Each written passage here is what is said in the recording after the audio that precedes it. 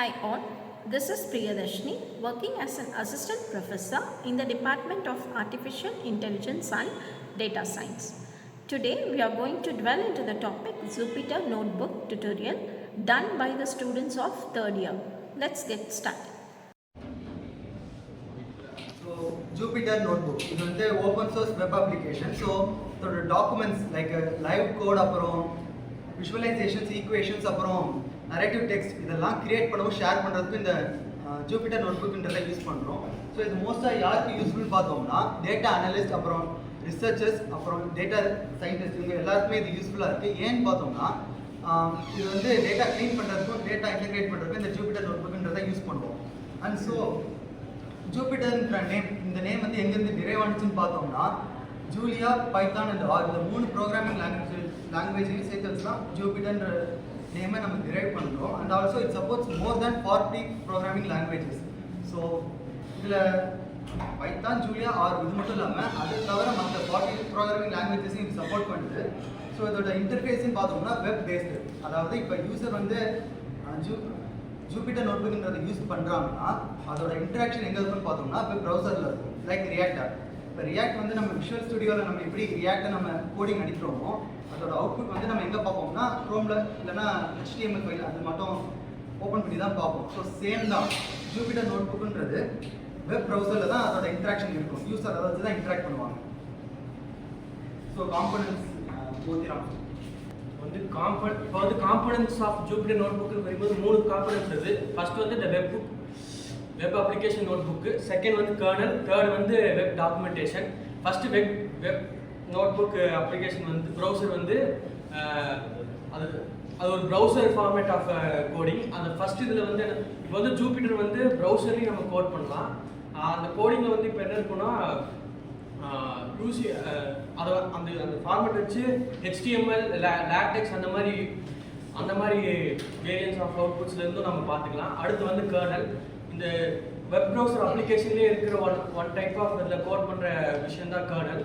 இப்போ கர்னல்னு பார்க்கும்போது அதை வந்து செல் அப்புறம் கர்னல் பிரியும். கர்னல் வந்து டோட்டலாக சொல்லுவாங்க, செல் வந்து அதுக்கு பிளாக்ஸாக பிடிப்பாங்க. ஒவ்வொரு செல்லுக்கும் ஒவ்வொரு ரன்னிங் ஃபீச்சர்ஸ் வச்சுக்கலாம். நெக்ஸ்ட் வந்து நோட்புக் டாக்குமெண்டேஷன். இப்போ நம்ம அடித்த கோடு வந்து எல்லாத்தையும் டாக்குமெண்ட் பண்ணி வேற ஃபார்மேட்டில் வந்து பார்க்குறக்காக இந்த டாக்குமெண்டேஷன் யூஸ் பண்ணலாம். லைக் HTML, CSS அந்த இதில் HTML ஃபார்மேட், லேட்டெக்ஸ் ஃபார்மேட் நான் ஃபஸ்ட் சொன்ன மாதிரி இது வந்து கன்வெர்ட் பண்ணி அதில் பார்த்துக்கலாம், ஏன்னா இது ப்ரௌசர் இருந்ததுனால. நெக்ஸ்ட் வந்து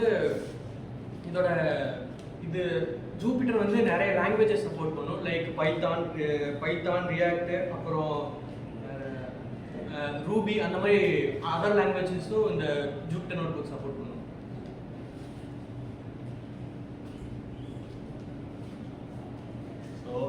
இப்போ ஜூபிட்டர் வந்து 4 டைப்ஸ் ஆஃப் செல் இருக்கு. போர்ட் செல், ரா என்பி கன்வெர்ட் செல், மார்க்டவுன் செல், ஹெட்டிங் செல்.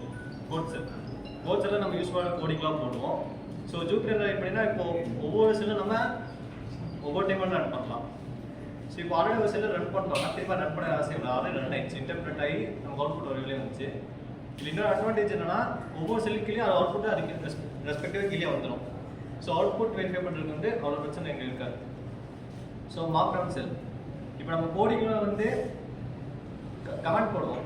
ஒவ்வொரு கோடுக்கும் ஒவ்வொரு கமெண்ட் போடுவோம்ல, அதாவது ஒவ்வொரு லைன் கீழே அப்படி போடுவோம். ஆனால் இதே மொத்தமாக இந்த கமெண்ட்லாம் தூக்கி மார்க்டவுன் செல்லை தூக்கி போட்டுடலாம். ஸோ இந்த மார்க்டவுன் செல்லில் வந்து நமக்கு இந்த போல்ட் ஆப்ஷன்ஸ், இந்த இட்டாலிக் ஆப்ஷன்ஸ்லாம் நமக்கு தருவாங்க. ஸோ இது வந்து ஒரு டெக்ஸ்ட் பாக்ஸ் மாதிரி இருக்கும். அடுத்து வந்து ரா என்பி கன்வெர்ட் செல், இதில் வந்து எப்படின்னா நம்ம டேட்டா வந்து ஸ்டோர் பண்ணி வைப்போம். அந்த ஸ்டோர் பண்ண டேட்டா வந்து ஃபார்மேட் வந்து மாற்றிக்கலாம். ஃபார் எக்ஸாம்பிள் HTML ஃபார்மேட் வேணும்னா மாற்றிக்கலாம் சொல்லுவோம். அப்படி ஹெட்டிங் செல், ஆஸ் யூஸ்வலாக நம்ம ஹெட்டிங் வைக்க தான் நம்ம யூஸ் பண்ணுவோம்.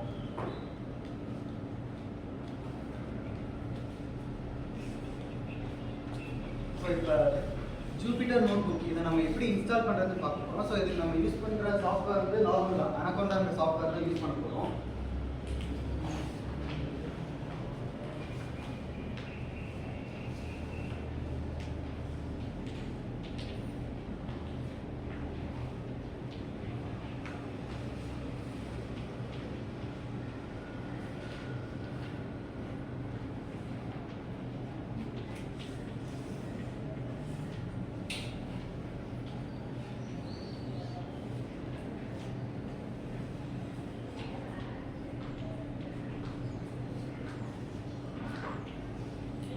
இந்த கமெண்ட் நம்ம ஆக்சுவலி யூஸ் பண்ணுவோம். இது வந்து அனகொண்டால டெர்மினல்ல நம்ம யூஸ் பண்ணுவோம். இது என்னன்னு பார்த்தோம்னா பைத்தான் -m pip இதை நம்ம எப்படி யூஸ் பண்றோம்னா, ஸோ இது வந்து pipன்றத ஸ்கிரிப்டா யூஸ் பண்ணி, அதாவது மாடியூல் ஸ்கிரிப்டா யூஸ் பண்ணி பைத்தான்றத இன்டர்பிரட்டரா யூஸ் பண்ணுது. ஸோ இந்த கமெண்டோட மீனிங் இது. அப்புறம் இன்ஸ்டால் அப்டேட் இது எதுக்குன்னா இந்த pip அப்படின்ற மாடியூலை செல்ஃபா லேட்டஸ்ட் வெர்ஷனுக்கு அப்டேட் பண்றதுக்கு இதை நம்ம யூஸ் பண்றோம்.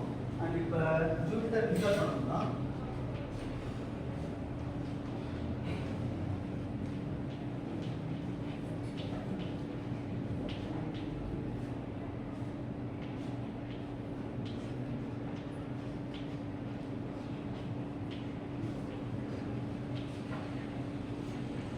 ஒன்ஸ் நம்ம pip அந்த லேட்டஸ்ட் வெர்ஷனுக்கு அப்கிரேட் பண்ணதுக்கு அப்புறமா pip install jupyter notebookன்றத கமாண்டை நம்ம யூஸ் பண்ணுவோம். ஸோ இது யூஸ் பண்ணோம்னா ஆட்டோமேட்டிக்காக நம்ம ஜூபிட்டர் நோட்புக்ன்றது நம்ம அனகொண்டா சாஃப்ட்வேர்ல ஆட்டோமேட்டிக்காக இன்ஸ்டால் ஆக ஆரம்பிச்சிடும். அண்ட் இப்போ நம்ம ஒரு கோட் ரன் பண்ணுறோம், ஒரு ஜூபிட்டர் கோட் யூஸ் பண்ணி ரன் பண்ணுறோம் அப்படின்னா நம்ம அதை எப்படி இன்ட்ராக்ட் பண்ணுறதுன்னு பார்த்தோம்னா